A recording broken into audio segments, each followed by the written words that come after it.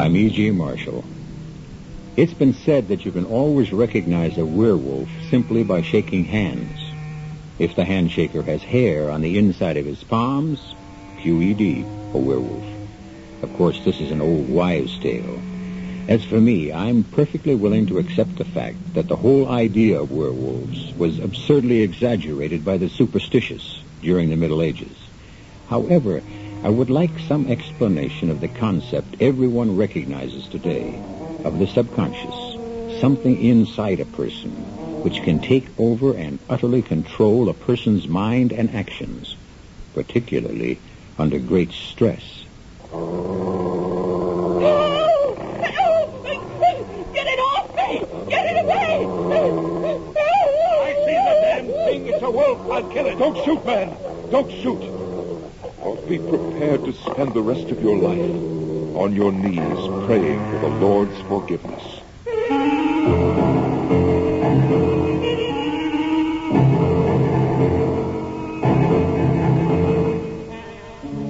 Our mystery drama, Night of the Howling Dog, was especially adapted from the classic by Algernon Blackwood for the Mystery Theater by Murray Burnett, and stars Mason Adams and Norman Rose. On WABC.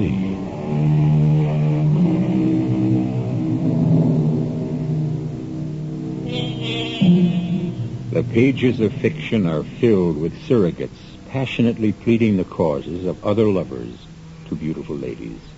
The characters of Cyrano de Bergerac, John Alden courting Patricia for Miles Standish, and the devil himself serenading the beautiful Margarita on behalf of Faust.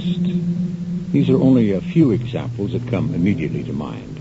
However, I had never heard of a lover deputizing an animal to forward his suit until now.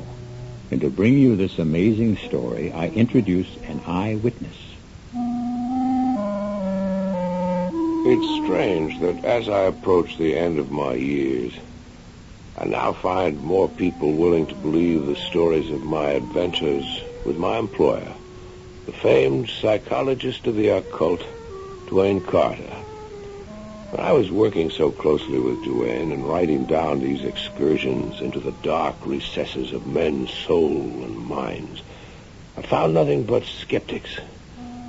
Today, perhaps since we know more, we now realize there are still things we don't know. At any rate, let me start at the beginning of this incredible phenomenon. It all began when Duane and I said goodbye at London's Waterloo Station on a hot July day in 1912. Now, Ernie, we've got a full fall schedule, so you be sure and get plenty of rest. I want you to be raring to go when we meet in Stockholm on August 15th. Unless, of course, you should send for me sooner. Send for you? If I'm going to need you, Duane, then I'm hardly going to have a restful vacation. Nonsense. Both of us know the strange effects a stay in the wilderness can have on people who wear the trappings of civilization the rest of the year. Well, you were the one who prescribed getting back to nature as the prescription that straightened out Timothy Manning's life. If he hadn't come to consult you, he'd still be preaching in a pulpit, making his wife and daughter's lives miserable. But Timmy isn't the only member of your little party. Are you trying to sound a warning? If so, you'll have to be more specific. Well, I have nothing specific in mind. Just a feeling that will very probably turn out to be wrong. You go ahead and enjoy yourself, Ernie. And forget what I said. Duane must have known. The one thing I could not do was forget what he said. Duane Carter's whole reputation as a scientist was based on his uncanny sixth sense, an intuition that enabled him to handle cases too bizarre for other psychiatrists. So I was more than ordinarily alert as our boat approached the shore of the small island we'd chosen for our camp. Easy there, Ernie. Peter, lend Ernie a hand and we'll pull the cutter further up the beach. Then unload, and the ladies will see to the tents and other supplies. This is the life. Room for body and mind. Just the place for a man to refuel his soul. And how does a man go about doing that, Reverend? I'll let Peter Sangre answer that. Peter, here's a perfect opportunity for you to show Ernie how much you've learned since you started studying with me. There'll be time enough for theology lessons later, Dad. Right now, Peter could be very useful in giving Mother and me a hand with some of these supplies. Oh, I'll be happy to, any time at all. I'm always very happy to help you, Miss Manning. Peter Sangre was a young Canadian studying for the ministry under the Reverend Manning's tutelage. He'd been staying with the family back in New York, and it was obvious that he'd been smitten by the laughing eyes of Joan Manning. So obvious that it was sometimes embarrassing to watch the depth of yearning in his eyes. This was painfully evident the first night when Peter, Joan, and I joined forces exploring our island. Well, I never realized the Baltic Sea had this many small islands so close to shore. It's so beautiful. The water's so calm. I wish we had the canoe. We could paddle to the other islands while we still have the northern lights. Good idea. You and Peter wait here, and I'll go across and fetch you. No, let Peter get the canoe. You and I will wait here. Oh, you bet. I'll be back as soon as I can. Well, Joni, what was that all about? You found me rude. Let's say very definite about not wanting to be alone with Peter. Oh, dear. It's very obvious then. I'm sure he noticed. I wouldn't worry about him, Joan. Surely you know he's madly in love with you, and you shouldn't feel upset if you don't like him. I don't dislike him. It's just that I see his eyes on me, seeking, even demanding, and I'm afraid he might do or say something that would lead to unpleasantness. You, Joan Manning, the fearless, frightened? Listen, I'm serious. There's something about Peter that makes me feel creepy. Something I don't think he knows himself. I'll confess it draws me, attracts me, but at the same time it makes me afraid. Joan, I don't know whether you're trying to tell me you're afraid of Sangre or something in you. My heart tells me there's something in Peter Sangre. Something buried deep inside him. Something dark and perhaps even dangerous. And I'm desperately afraid and desperately curious. How long has Peter been studying for the ministry with your dad? Almost a year. This is the first time that you've had this feeling about him? Yes. It only happened since we came here, away from New York and civilization. It seems almost what he's been waiting for. What we've both been waiting for. The business of setting up camp for the first few days relegated that strange conversation to the back of my mind. But the Reverend Timmy brought it back sharply with a strange prayer one night. We give thanks to you, O Lord, for our safe arrival. We also give thanks for our excellent health and pray this may continue for all of us. And the weather be fair, the fish be plentiful, and that nothing from the kingdom of darkness nor any evil thing disturb our nighttime tranquility. Daddy, what brought that on? Just a thought, Joan. It came into my mind, and I let the Lord know of it. Reverend, I don't think we should put thoughts like that in the Lord's mind. I think I can explain, Mr. Simpson. Well, you, Peter? Yes, sir. You see, I don't know if any of the others felt it, but I know that I sense something, some presence here on the island with us. But that's impossible. Our exploration showed there were two things lacking on our little island: fresh water and animals. I didn't say anything about an animal, Joan. I said a presence. Now, come, children.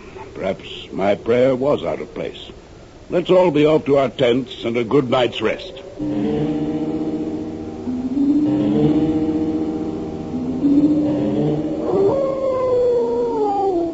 Who's that? Who's there? Whoever it is, let's not play tricks. I know someone's trying to frighten me. I'm coming out and see whoever it is that's playing this childish game.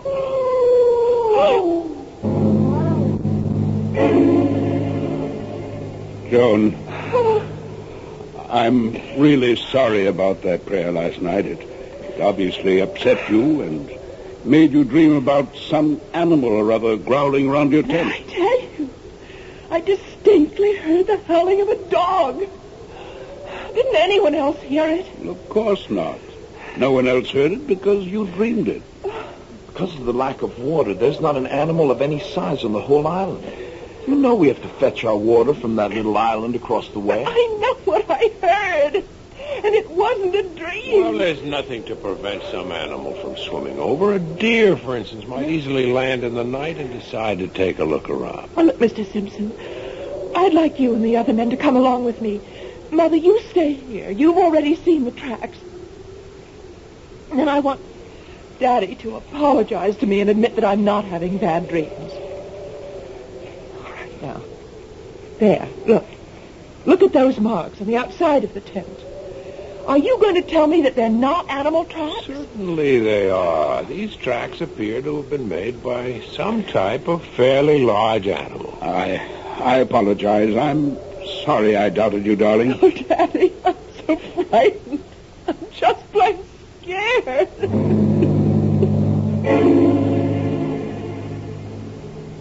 Mr. Simpson, look here. Look at these marks. The brute must have been scratching around my tent, too. Certainly looks that way. These are the same marks. Did you hear anything? Not me. Since I've come here, I sleep like a log. Reverend, would you come over here to Peter's tent for a minute? Coming, Simpson. Really strange. Wonder if Mrs. Manning heard anything. After all, her tent is right next to Jones.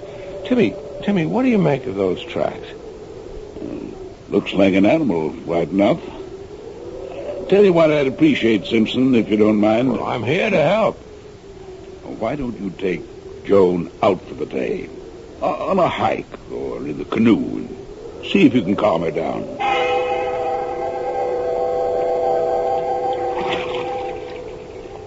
I thank you for taking me on this canoe trip today. But I know Dad suggested it. That's right. But I thank you anyway. It's kind of you. Have you noticed any change in our friend Peter Sangre? You mean his attitude towards me? Good Lord, no. If anything, his devotion has become even more obvious. What do you mean, changed? Well, he seems much more self-reliant, almost as if I don't know how to put it, but almost as if this is where he belongs. So you sense something strange about him, too? No, not strange. It's just that he seems to fit in better here than when I first met him. He's more confident. He's surer of himself. Yes, I felt that. And the more confident he gets, the more frightened I get. For the next few days and nights, there was no excitement. And our camp life seemed to have settled into a routine. Until one night, the quiet was shattered by screams coming from Joan Manning's tent. Johnny! Hang on, Johnny, we're coming! Joan! Are you all right? Something touched me! Something touched me! I felt it through the tent. What's she saying, Ernest? Daddy. The same growling and scratching as before. And there was a great tearing blow, and the tent was ripped open right next to my face. Oh, your tent? There's no doubt about that, Reverend. You can see the gap where the thing or whatever it is ripped right through. That dog again. We must do something. First thing to do is to get over to the stockade and get a fire going. What's going on? I brought my rifle.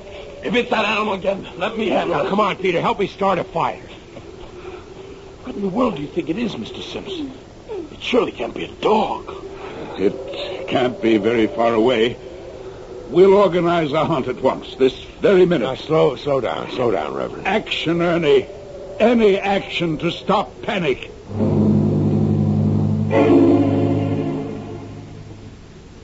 We've gone over every inch of this island, and there's no living creature on it besides ourselves. Peter's right, Reverend. Not even a squirrel could have gotten by us. All right. I know what it was. A dog from one of the farms on the larger island. A dog that's turned wild. It was attracted by our fires and the smell of food, and now it's gone back to where it came from. That's what it was. Oh, Daddy. You don't really believe what you just said?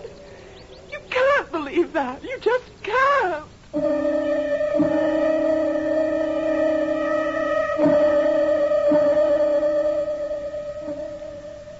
Occultists insist that events have souls. Souls given to them by the emotion and thoughts of those concerned with them. This in itself is a terrifying concept, because I can think of the souls of some events that must have shriveled with terror and agony that's indescribable. I'll be back with Act 2 and the very strange events on the Baltic Island in a moment. On WABC.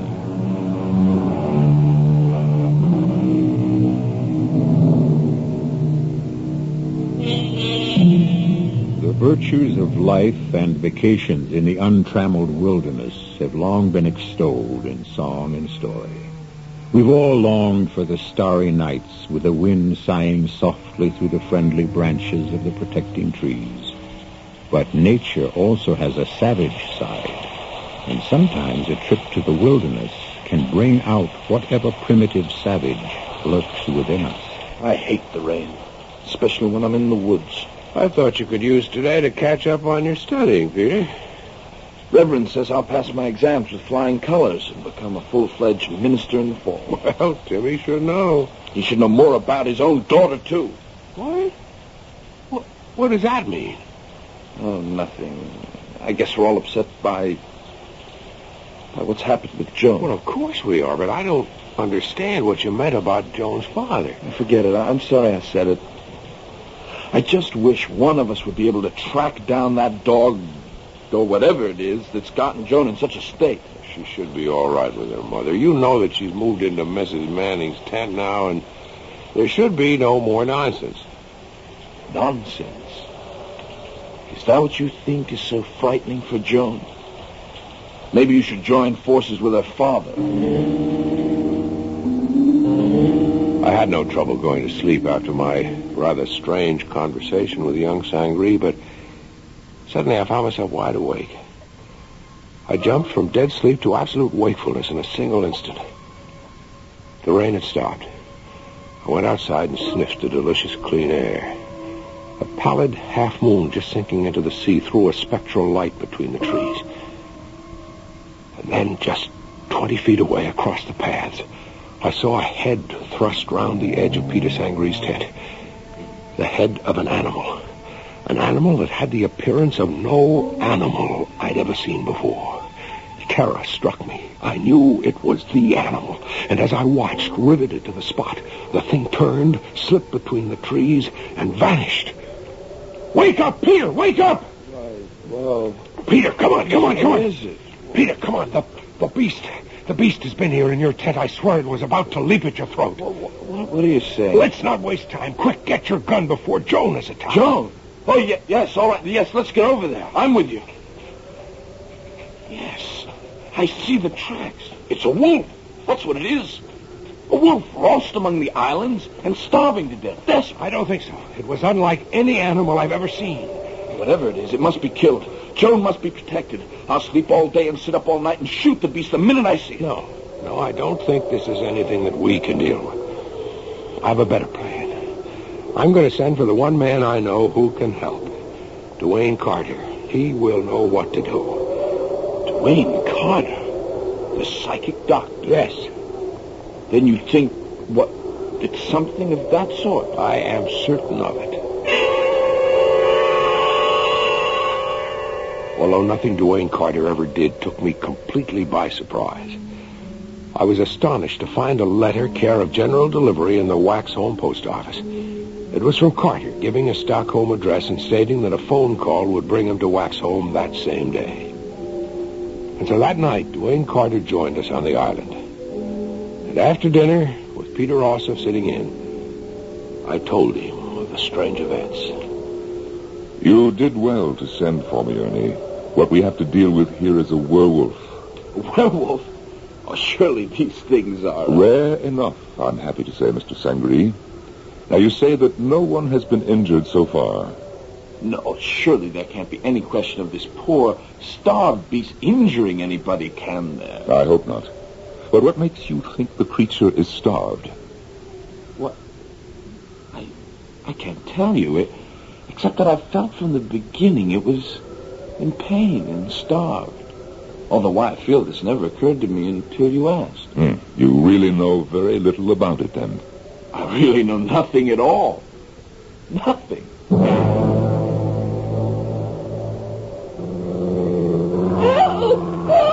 Get it off me! Keep it away! Oh, please! There it is!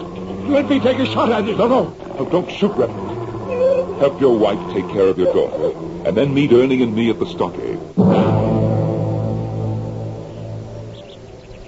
How is Joan? Oh, the beast tore her arm. Thank the Lord my wife woke up and the thing ran off. But it's not serious. Well, that's something to be thankful for. Here's your coffee. Thanks. This will be our last breakfast on this cursed island. We'll strike camp and get away today. I think, Reverend, for the safety of all concerned, it would be better not to leave the island just now. Both Mrs. Manning and I are grateful for your presence, Dr. Carter. But I can't help thinking that perhaps all of our problems would have been solved if you hadn't stopped me when I had the brute in my gun sights. Had you fired, and had you killed the thing, you would have committed murder. Murder? Well, now you've got me completely confounded. How can killing this thing possibly be murder? Well, this thing, as you refer to it, Reverend, is a man. One of this camping party.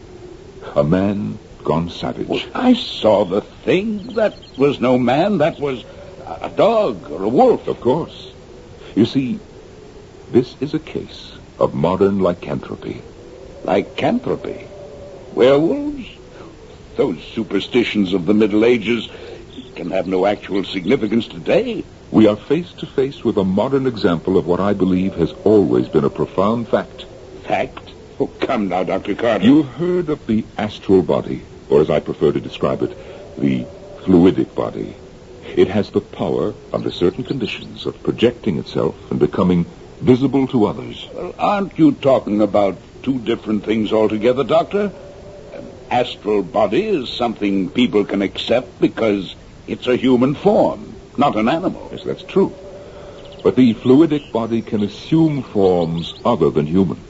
And such forms will be determined by the dominating thought and wish of the owner.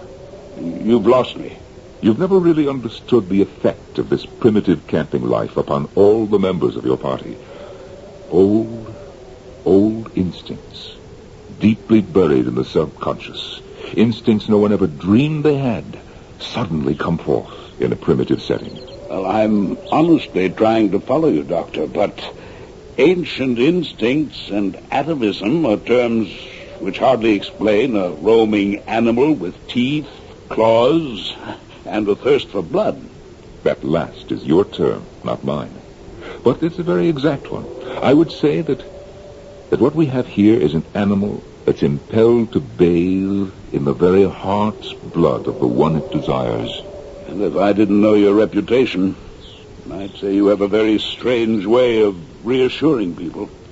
Fear is rooted in ignorance. Reverend, let's suppose that an extremely sensitive young man has fallen very deeply in love with your daughter. Back in New York, this moonstruck young fellow isn't taken very seriously by Joan, and he knows it. Nevertheless, he loves, and he knows that, too. Does he know what you're trying to tell me? If you're asking if he's conscious of the change that comes over him, no. Oh, but I still refuse. Reverend, surely you don't question the violence that's in all mankind. It lurks underneath the surface. And here, on this island, where we shed the trappings of civilization, he feels strong and free. And the feelings of love he's been suppressing back in New York batter at his consciousness, determined to force their way to the surface. And at night, when he sleeps and his mind is relaxed, he dreams. The beast that ripped Joan's arm was no dream. Granted, but this wild force within him becomes fierce and savage when he sleeps, and his frustration turns into half devotion, half beast. And that is the form that his astral body might well assume. Well, if I grant these wild assumptions, why should I feel easier in my mind? But if you realize that this transformation isn't deliberate, then you can also understand that, well, that it is not necessarily evil. You say that to me after seeing Joan's arm? I tell you that this werewolf is no more than the passionate and fierce instincts of a man, frustrated by day, looking by night for his mate. That night we built the largest campfire we'd ever had. And all of us retired early. However, Reverend Timothy, Duane, and I had agreed to meet in Duane's tent. I'm going to open the tent flap now. Keep your voices down and strike no matches. Reverend, is the camp asleep? Well, Peter is. I can't answer for the women. I think they're sitting up. That may be for the best. Could you fill me in on what we're supposed to be watching for? Is it an animal? Report the least sound to me, and do nothing on your own. Nothing. You understand? Right. All right. Shh. Something out there? I'm not sure. Now listen, you stay here. I'll let you know. Timmy and I sat alone for a few minutes, but the good Reverend was restless. I don't much care for this waiting game with you and Carter, but he wouldn't hear of me staying with my family. He said it might prevent something happening. He knows. You must trust him. Well, it's either this astral body, or double business, as he calls it, or else it's possession, as described in the Bible. But I'm sure of one thing. Whatever it is, it's bad. And I brought my rifle. You brought your rifle, but Duane said... And my Bible. Well, one is useless in this situation, and the other is dangerous. The only way we can win in this game is to do what Duane tells us. That's the safest way, believe me. I'm warning you, Ernie. If anything happens to Joan tonight, I'll shoot first and pray afterwards. Now, what the devil is Carter up to? Sneaking around Peter's tent and making gestures.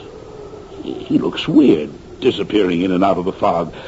I think Just wait, as he told us. Remember, he has the knowledge that we both lack. Well, he seems to be coming back now. Yes, he's heading this way. Peter is in a very deep sleep. His condition is almost cataleptic. Which means, Doctor? The fluidic body may be released at any moment. Now, I've taken steps to imprison it in the tent. It can't get out until I permit it. Be alert for any signs of movement now. I'd better hold on to my rifle. Reverend, I told you there is to be no shooting unless you want a murder. Anything done to the double acts by repercussion on the physical body of the man himself. Now, you better take the cartridges out of that rifle now. All right, Doctor. But I hope and pray you know what you're doing.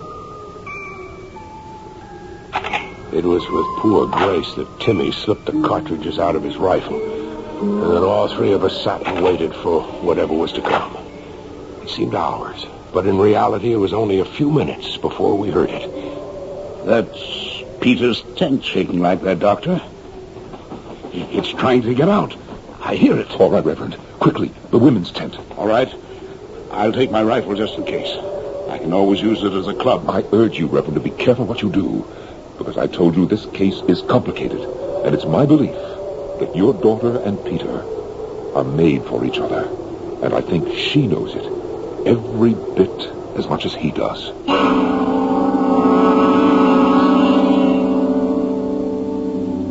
Men in love have been known to do foolish things. An English monarch gave up a throne for love, and we've heard of men who turned themselves inside out just to please their beloved. But for me, at any rate, this is the first time I've heard of a lover turning himself into a werewolf. I'll be back with Act 3 in just a moment. Theater returns on WABC.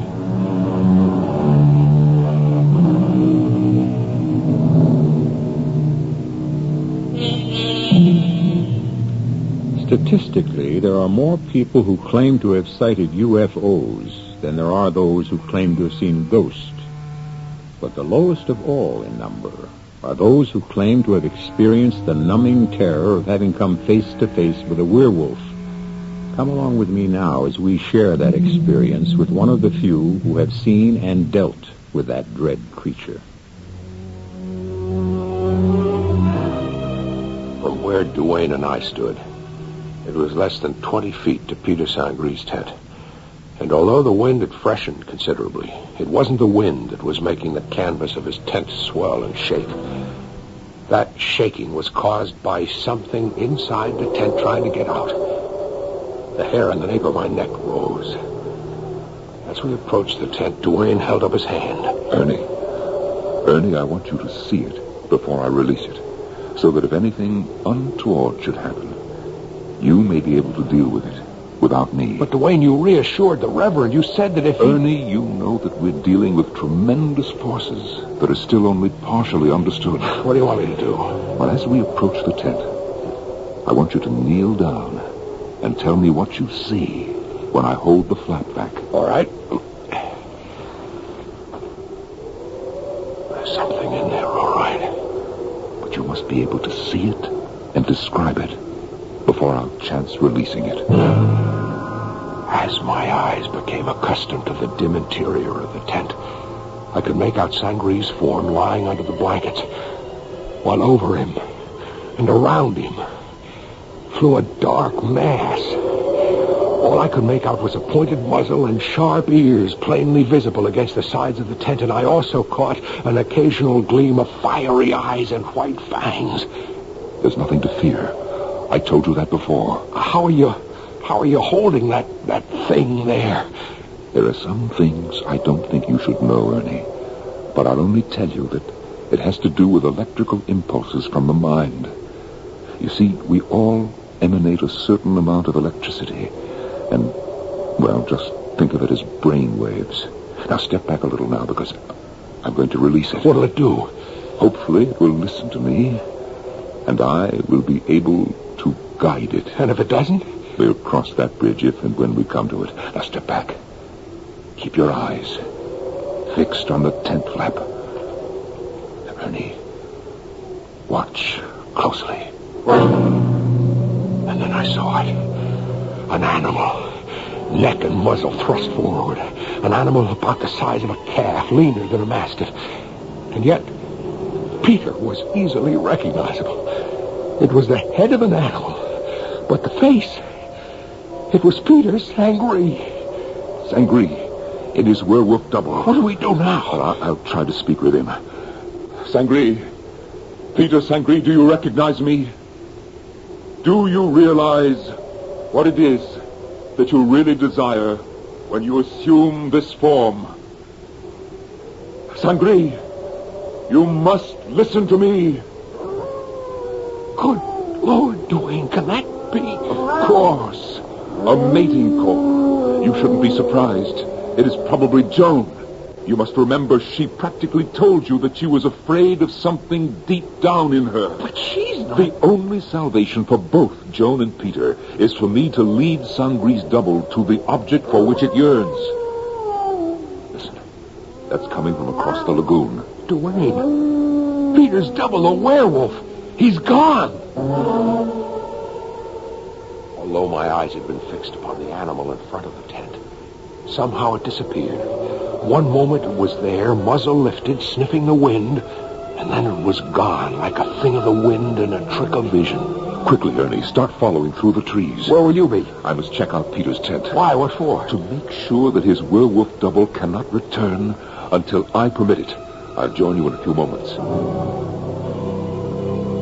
After circling Peter's tent, Duane caught up to me, and we ran at full speed through the woods, always guided by the now fairly loud howling. And then suddenly the trees fell away, and we were on the edge of the lagoon, and there, sharply defined against sea and sky, Joan! Ernie, stand still and remain quiet. But there's something wrong with her. She looks half asleep. She is fully asleep, and we must not wake her. What are you saying? She's sleepwalking. If we wake her, the shock might injure her permanently. But the werewolf, what will... She's on her way to meet him. You see, she's been irresistibly drawn to him from the beginning. Well, then how do you explain the torn tent the other night and the wounds on her arm? Wasn't she asleep then? Not deeply enough. She awoke and was terrified instead of pleased. Now, however, she's in a deep enough sleep to throw off the conventional shackles of civilization that have bound her and admit this man is her mate. Then she really loves Peter? Yes, profoundly. The canoe just coming around the point, isn't that Reverend Timothy? Yes, it is. What's he doing here? Probably following Joan. At least he had the sense to take the canoe and not wake her. But what will he do when he... Ernie, you're right. We're going to have to warn him. That's too late. There goes Peter's double. Quick, get to Joan. The Reverend's got a gun. But you made him unload it. He's got hold of a pistol. Stand aside, Joan. Out of my line of fire. Put that gun down, you fool. Put it... Oh, idiot. Ernie, get to Joan. Help her. What are all of you doing here? Where's Peter? Where is he? Oh, thank the Lord. Joni, you're all right. Where'd Peter go? Oh, he disappeared so suddenly. He cried out that he was hurt. We hope that he wasn't hurt seriously. I hope the brute's dead. Don't ever say that, Reverend. Unless you want murder on your soul. Murder? Why do you use that word? If anyone's done anything to him, then he's done it to me, too. Because Peter is... I know, my dear. He's your love. And I think we can bring him to you. Or perhaps you to him. But we must go to your tent and wait for me. Now, Ernie, take care of her until I get back. Reverend, you better come with me. While Duane and the Reverend went off together, I helped Joan back to her tent. You must let me go to him, Mr. Simpson. I know he needs me. You heard Duane. He said we should wait for him. I didn't know until tonight. That you love Peter. Yes. Duane knew that days ago. That's why we were there watching tonight and hoping that everything would go as we thought. And I think it would have, but for... Go on. But for what? But for an unfortunate happening. It was my father, wasn't it? Now, Joan, I think you should stay calm. It was Dad. He did something that... Something that hurt Peter. Hurt him badly. And now he's lost, and so am I. You mustn't despair. Everything will be different when Duane gets here. Oh, where is he? I think he's with your father, and I believe that they're both looking for Peter. Well, we should be helping him. Sometimes, Joan, we help best by doing nothing. Oh. Trust me, Joan. Trust Duane. I'm sure that he'll be able to handle this.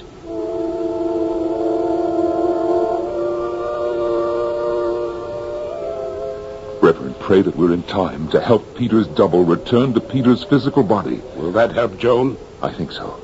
Now, hold it. Now what? He hasn't been back to the tent. Excuse me just a moment. What are you doing? Arranging it so that if Peter's double does make it back here, he can get into the tent and back into Peter's body. More of your mumbo-jumbo. I'm trying to save a life you almost snuffed out. I saved my daughter's life. Her life was never in danger. I saw that beast throw itself at my Joan. I hadn't fired when I did. You would have seen a miracle.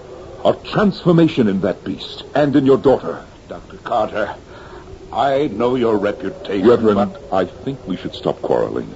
Both of us want the same thing. And this isn't doing either Joan or Peter any good. Now, I'm going to need your help. You know I'll do anything I can. All right. But what I'm going to ask you to do, Reverend, will go against your every instinct. I'm going to ask for your belief, Reverend. In what? In the fact that the double you saw, the werewolf, if you like, meant your daughter no harm. And above all, the fact that he must return to Peter's physical body. Why do you need my help for that? Because you shot him. And although I know he meant Joan no harm, I also know that Sangri must possess other instincts of the wolf, and those instincts will be crying for revenge. Are you telling me that I'm not telling you anything, Reverend. I'm asking you to serve as a stalking horse, to bring Peter within reach, and then, to believe that I can handle it.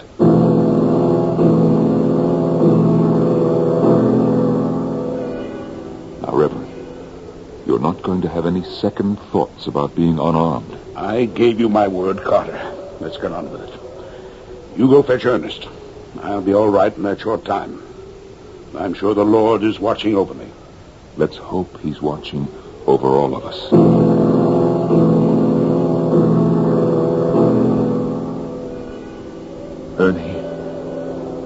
Ernie, come on out. Did you find Sangre? Not yet. How is Joan? She's restless. She's unhappy, but I think under control. Oh, good. Now, I think Peter knows the Reverend fired the shot that hurt him and is trailing him to get revenge. I've got the Reverend standing on a promontory over there. If the werewolf comes, I think I can gain control over him and get him back into Peter's body. I hope so. For all our sakes, I hope so. Peter! Oh, Peter, where Joan, come back here. Let her go. We'll follow her. She'll lead us to him. Carter! Did you hear it? We're coming, Reverend. Hold on. No! Peter! Oh, Peter! Peter, I love you! Peter, I love you.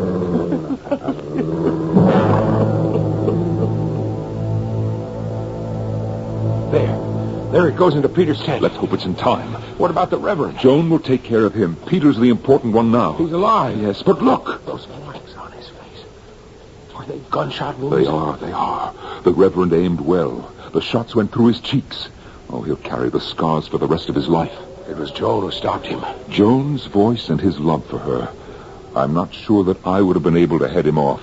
I've been hurt. My face. It burns. You're going to be just fine. Peter, my love. Joan, you're not frightened of me? Of course not. At first I was. I didn't really understand. But now I know that I belong with you. And I'll be with you, always. My face. Don't touch it. Joan, you bathe the wounds with clean water, and they'll heal naturally. Of course. And, Dr. Carter, thank you. Ernest, I think we're superfluous around here now. Right, Joan? That's right. Dr. Carter, my father has more need of you now than either Peter or I.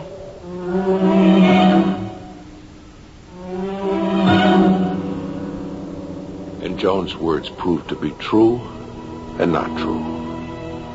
As Duane and I came close to Timmy's tent, we heard a voice, the voice of a man praying fervently, praying to his God for forgiveness.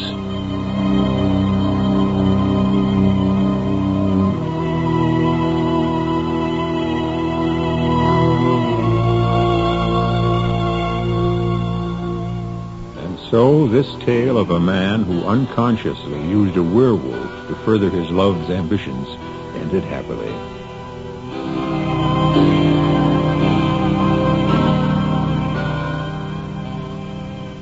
And I no longer flaunt my skepticism. However, I must in all truth say that it's not really the recommended way to go courting, even in today's permissive atmosphere.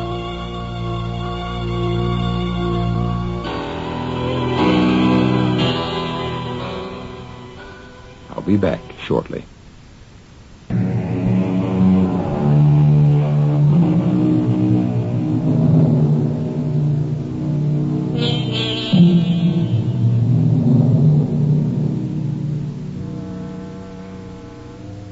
Magicians are well aware that people love illusion. They want to be fooled. I wonder if any of the great magicians ever wondered why there's such a universal love for magical tricks that seem utterly beyond belief.